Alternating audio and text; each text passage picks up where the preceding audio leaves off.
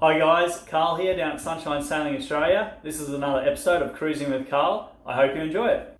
Okay, so here we are back in the marina, and this time we have tide pushing this way. So let's say the tide's moving out, but the dynamic that it's having here on our berth that we're coming into is that water is all moving into the berth and it's pushing our boat into the berth as well. So let's say that we've got tide pushing us in and wind pushing us out. So we've got tide this way, wind this way. Now in this situation, depending on how much play the wind's having versus the tide, it could influence your decision, and it might also depend on the type of vessel that you have. But in this situation, as we come across here, we'll need to crab across. Usually in this case, that tide's going to have, most of the time, going to have a bigger impact than the wind. And in this instance, we know that the wind will, at some stage, particularly once we're relatively stopped, it will have an effect on blowing our bow away, but it will be less pronounced in this situation because of the effect of the tide. So what we can do here is we can come in stern first, reverse through. We are kind of preferring to come in stern first when the tide's pushing us into the berth, as you might remember from the tide video. And that's because once we get in here, we want to be able to quickly apply water over the rudder. So we want to quickly be able to give a little bit of forward thrust and have water over the rudder. So we come in here, we pop it around, the wind will be working in our favour, blowing the nose away, and then we can give it a little bit of forward when we need to and once we're in position here. A simple spring from the midships as a stern spring back to here will enable us to kind of accelerate forward onto the dock and hold it there. So in this situation, that kind of stern first approach like that is my preference.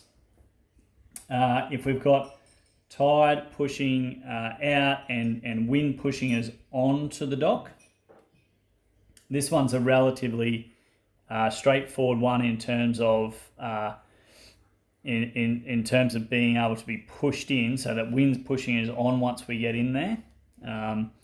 So what we can do in this situation is go past.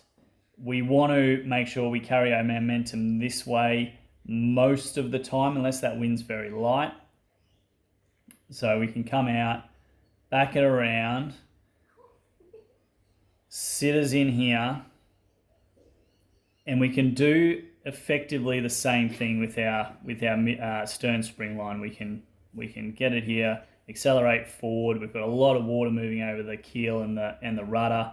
The starboard quarter of the vessel, this bit here, we'll just sit up against the dock and that'll hold us there in place. Now the next one is when we've got the wind blowing us off. So we've got the tide blowing us in and the wind blowing us off.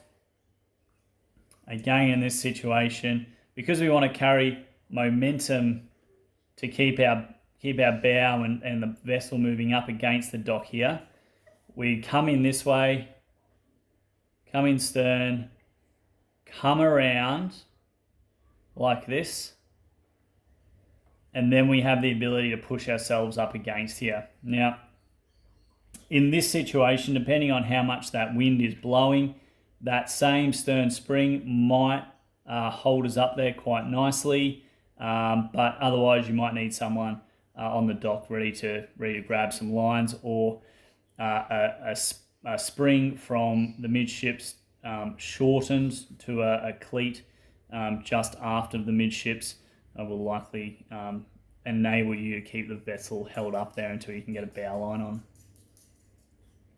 And then the last one is the wind blowing us in and the tide pushing us in.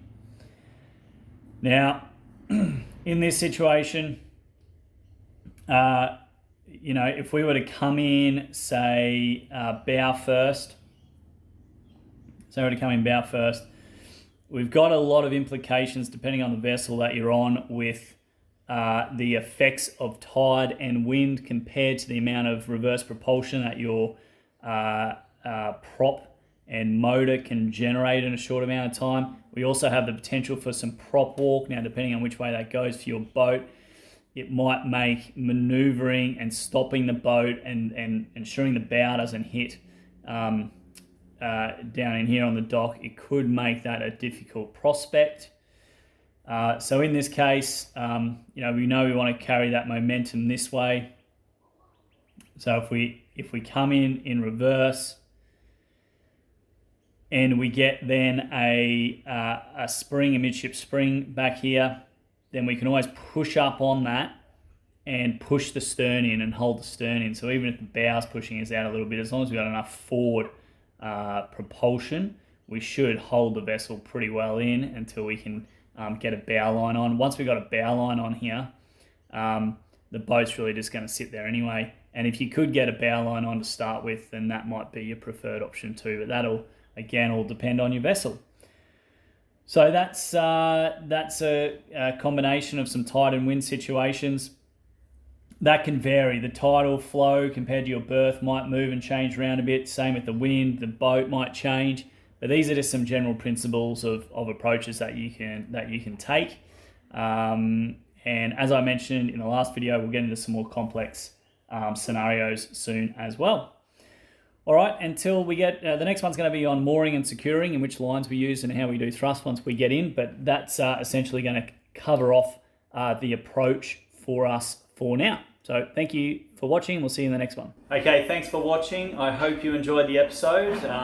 As always, you can find more information in the link, and please feel free to comment and ask us any questions.